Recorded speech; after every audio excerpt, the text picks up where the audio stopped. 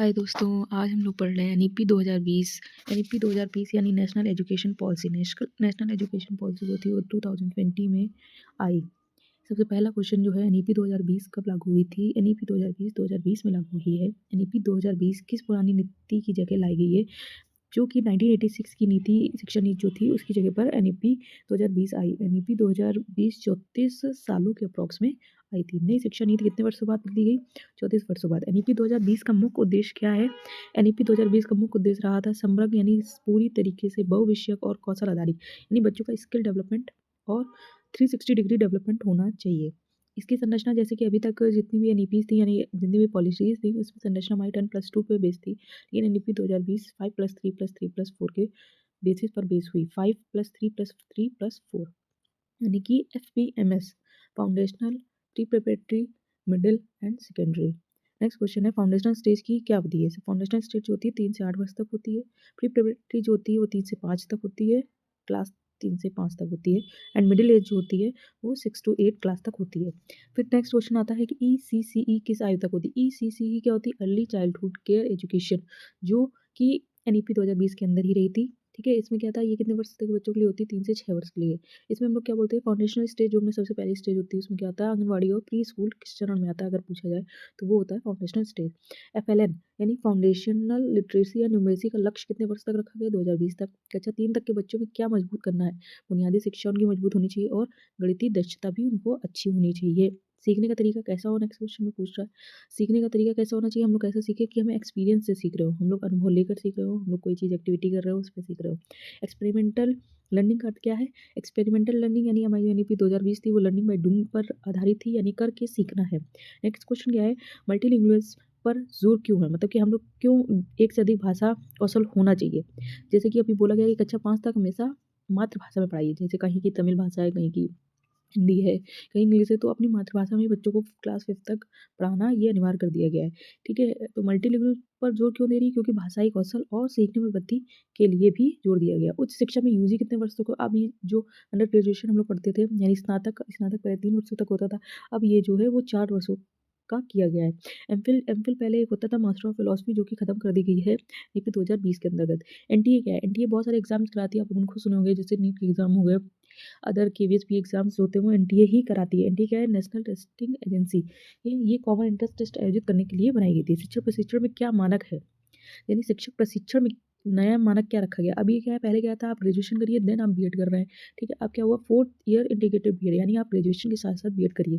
Internship किस कक्षा से स्टार्ट हो जाती है? इंटर्नशिप क्लास 6 से। वोकेशनल किसी वो स्किल जिसके बाद हम मतलब कुछ ऐसी स्किल्स को डेवलप करें अपने अंदर जिससे हम लोग आगे कर उसमें कोई भी स्किल्स हो, लाइक दैट आपने बिल्डिंग, गार्डनिंग, ठीक है, पेंटिंग, आप कुछ भी सीख सकते हो जो हो वो वोकेशनल स्किल होती है क्लास 6 के बाद सीखने के लिए। इस पर नीति 2020 ने जोर दिया है। नेक्स्ट क्वेश्चन है, कंप्यूटेशनल थिंकिंग क्या होती है?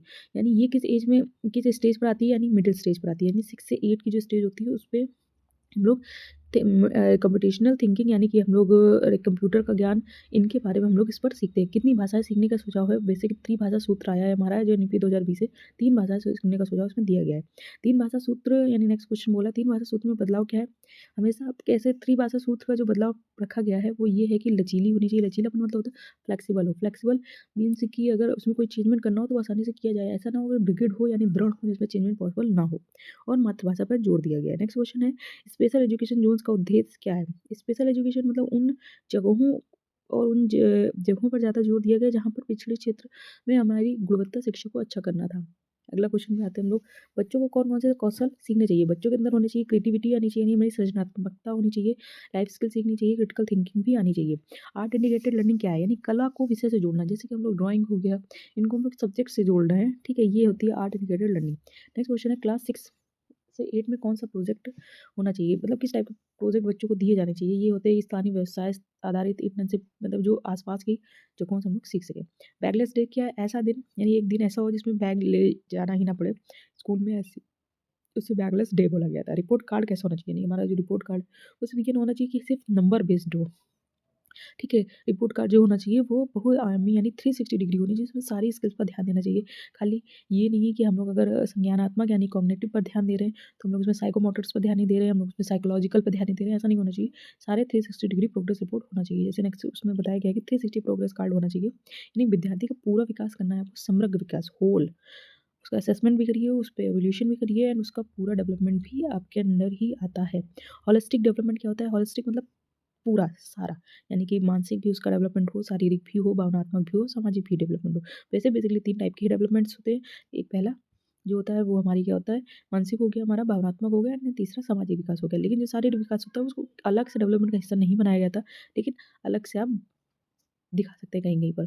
नेक्स्ट बात होती है कि सेकेंडरी स्टेजेस क्या होती है? सेकेंडरी स्टेजेस वो जिसमें हम लोग क्लास 11, 12, 9, 10th ये करते हैं। जो हमारी सेकेंडरी स्टेज रखी गई है, यानी कि जो एनईपी की 5+3+3+4 की कैटेगरी, उसमें जो 4 है वो सेकेंडरी स्टेज का रहा है।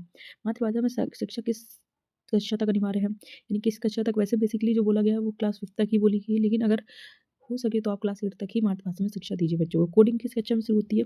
कोडिंग क्लास 6 से, वोकेशनल लर्निंग भी हमारी क्लास 6 से स्टार्ट है और कोडिंग भी। वोकेशनल एजुकेशन किस कक्षा से शुरू होती है? क्लास 6 तक। 2035 तक जीईआर यानी ग्रॉस एनरोलमेंट रेशियो जो रखा गया है उसका कितना लक्ष्य है? 50% फॉर हायर सेकेंडरीज के लिए, ठीक है? 50% फॉर हायर सेकेंडरीज एजुकेशन के लिए रखा गया है। परख क्या है? परख एक एनईपी के अंदर ही एक असेसमेंट के लिए बनाई गई एक एजेंसी है। परख में हम लोग क्या करते हैं? राष्ट्र मूल्यांकन के यहाँ एवोल्यूशन होता है कि आप लोग कितना कर सके हैं, कितना प्रोग्रेस हुई है हमारी, जो हम लोगों ने पैरामीटर सेट किए। नेक्स्ट है एसकेएफ का पूर्ण रूप क्या है?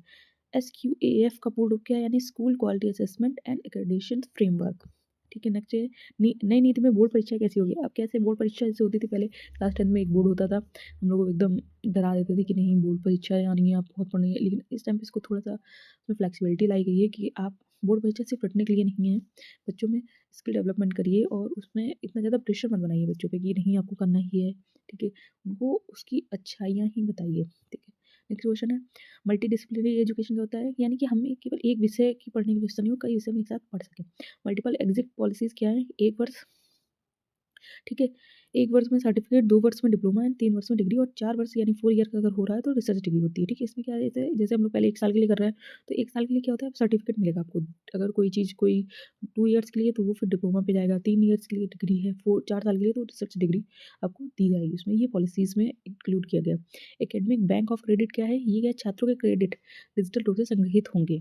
HECI का फुल फॉर्म क्या होता है? Higher education commission of India. इसके अंदर हमारे जितने भी एजुकेशन के डिसीजंस होते हैं उनको इसी अथॉरिटी के अंदर लिया जाता है। HECI के 4 वर्टिकल्स क्या है? NHERC है, NAC है एंड HEGC है एंड GEC है।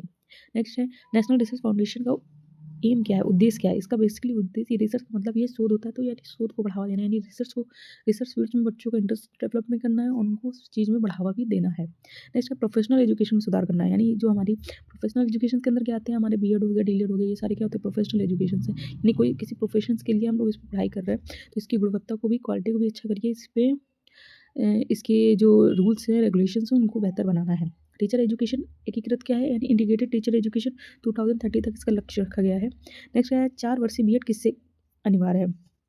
सभी शिक्षकों के लिए, जो शिक्षण संस्थानों के लिए। ऑनलाइन एजुकेशन बढ़ावा, ऑनलाइन एजुकेशन जिस टाइम से इससे कोरोना आया उस टाइम से ऑनलाइन एजुकेशन बहुत बढ़ा है हमारे देश में और हम लोगों ने उस पे बहुत ज़्यादा प्रमोट भी किया गया है।